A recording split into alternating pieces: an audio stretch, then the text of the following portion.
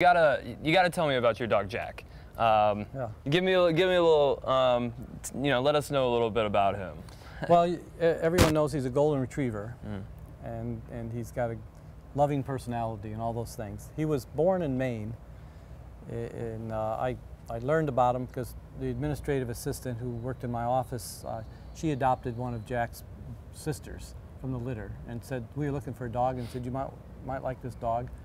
The thing about Jacque, though, he was already four or so months old, and the lady who had him was going to have hip surgery, and she couldn't keep a golden retriever as he grew up because he'd be too big for her and her hip. So I took the dog, and I said, well, what's his name? And she says, Jacque. I said, well, that's funny because my name is Jacque, and we tried to change Jacque's name right away so we wouldn't be confusing him with me, and he just refused to change his name. And of course my name I couldn't change either, so we mutually agreed, dog and me, to keep our respective names, and so we both called Jacque. We just learned which one's being called at the house. And he's been a great companion here, and also he was a perfect dog for Doane this year because Doane, his mascot is a tiger, and Jacque can look like a tiger with just a little food coloring. As you know from the fall, the gammas came over and turned him into a tiger for homecoming and Halloween. And at the same time, he served as the mascot for the Wildlife Conservation Club to save the tiger that we have here at Doane. So he served all three purposes, and I may try to get him in here tomorrow to join with the therapy dogs that are on campus in support of students who are grieving for the loss of Cody. So Jacque will have served for Doane in 4 different capacities by the end of the year. His favorite, I think, is the football games. I think he really liked being the mascot for the team because everybody would give him snacks and such. So that's the story of Jacque. I always see you guys out front playing fetch in your front yard and everything like that. He looks like he's loving Nebraska. He is, and he lives at home during the day, and I try to get home at lunch or in the afternoon when I come back from work, and I take him out, and he's a retriever, so you throw something and he'll go catch it. Tennis balls are his favorite. And the funny thing is I brought him to the Tuxedo Park 2 days ago for the faculty, staff, student baseball game for stop day, and he's used to me throwing a ball. So he saw all these balls for softball that are all the people there, and he got a little too excited. So I went out they gave me a bat to go out and practice hitting the ball, and the dog got loose, and he just tore out onto the baseball diamond, and I never seen him run so fast, dust flying up everywhere. And he was after the ball, and so we had to take him home because with all those softballs being thrown and pitched and caught on the field, he would have been on the fields all night long. What are some of the challenges that you have seen that you're going to face and that you have faced since you've stepped into the presidency? The major challenges are not unique to Doane, and you were facing them before I arrived, and I was aware of them before I came here, and those are the times that we live in. There are major forces at play in our society and at the world at large right now that bear upon higher education and colleges, particularly like Doane, and that has to do with the changing demographics. The nature of the student body that has come to Doane for 140 years is changing, in part because Nebraska's changing, and so it will eventually reflect those cultural and racial and changes in the state that are occurring. 60% or more of the kids going to school in Crete are Hispanic. And so the question that Doane has to ask, are we prepared for this demographic change, this rising tide? And what can we do to support it and to take advantage of it and engage in it, as we have done as Americans in generations before? That's the major change. The encroachment of entertainment and commercialization in higher ed, for-profit colleges and universities, and just the ability to make education fun is becoming, because it was tied to technology, is becoming a competitor for the traditional historic education that you're used to getting. How do we deal with that? That's another thing that you have to look at. And then the disruptive impact of technology, which I've spoken about before, and in many places that I feel that is one of the major winds that are blowing that are getting stronger every day and will change the very nature of how teaching and learning happens on a college campus. Won't be so fixed in place and time, and faculty won't be as much the sage on the stage with all the knowledge and presenting it to the student. It will be more collaborative, and it'll be more of a team of people solving problems of which the faculty member will lead it. But technology and the students will increasingly be also much more a part of it. I've heard that your wife is interested in starting a laptop program here at Doane, and I noticed it was in your strategic plan, your recent one, and I'd just like to, what are your thoughts on that? How do you feel about that happening here and taking place here at Doane? Well, think of it this way. Imagine a campus where a student comes as a freshman, and not only do they have as their first experience an outstanding and challenging classroom lecture with their professor, but they're also handed an iPod or an iPad, MacBook Pro, and the infrastructure in terms of the technology to support it in a wireless way anywhere on our campus here, or in Grand Island or Lincoln or downtown Crete if you're at Tutti Frutti's. Technology is the disruptive event of our lifetime, and it's changing in a revolutionary way teaching and learning.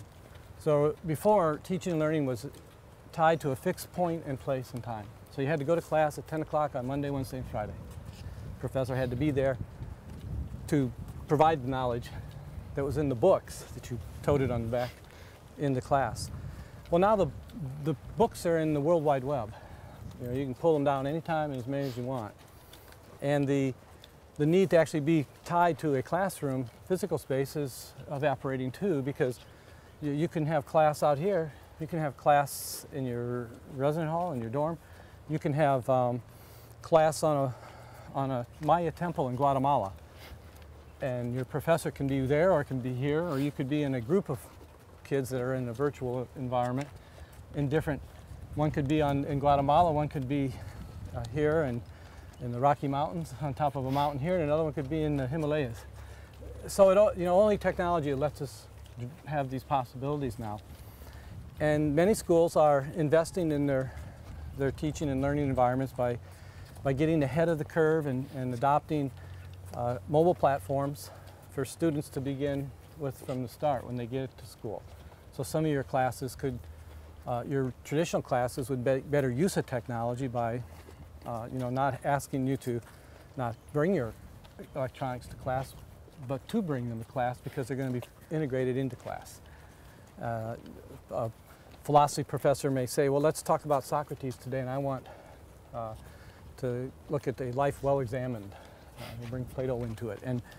And I want this group over here of students to go to Stanford's website because I know they have an online course right now that's focusing on that topic that we want to look at, see what they're doing. I want this group over here to search the web and use Google to find what's happening. I want this group over here to look at Facebook and maybe Twitter feeds and see what kind of conversations are out there. And then we're going to get back at 2 o'clock down here at Castle Theater and bring this together and see what we can find to address this question that we have. Well, that couldn't be done before.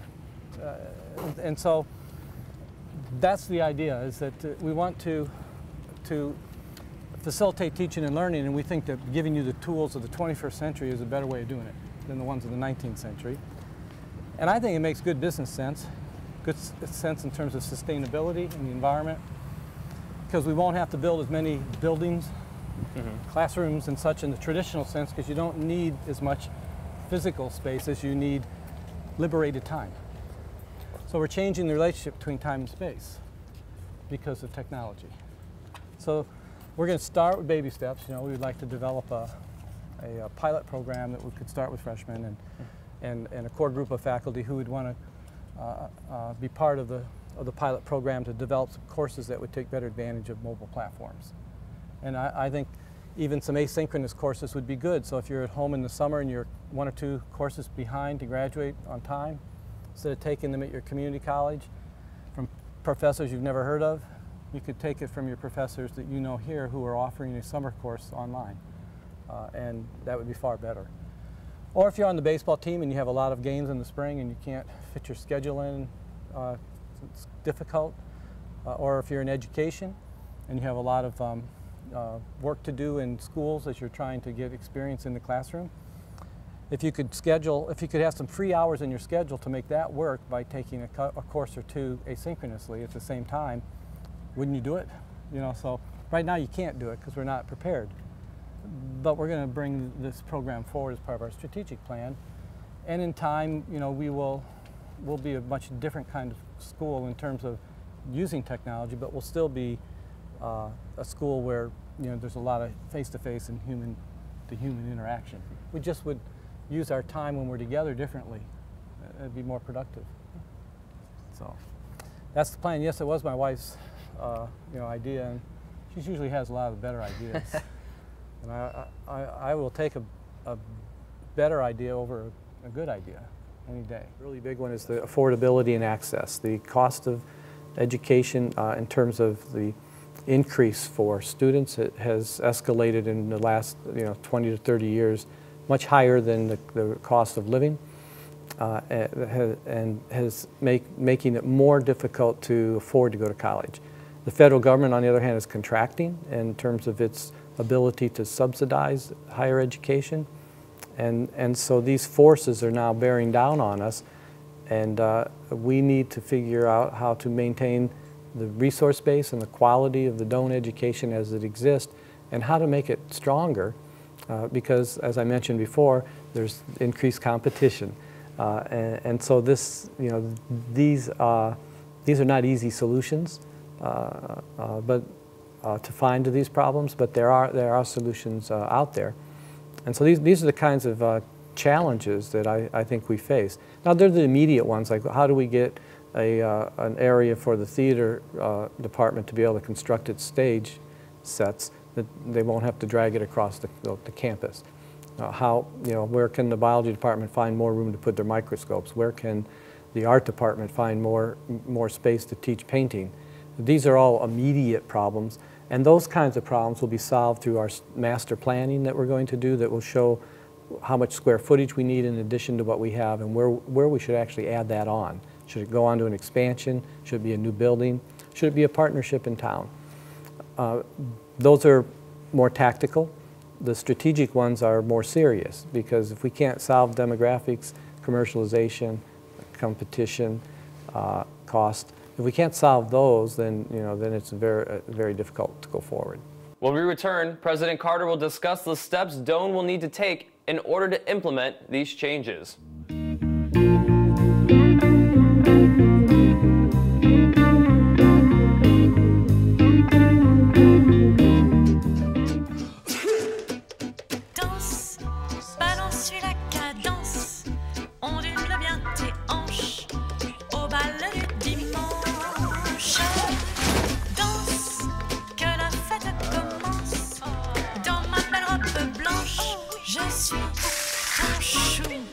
You didn't give up on sex. Don't give up on birth control either. There are more methods than you think. Find yours at bedsider.org.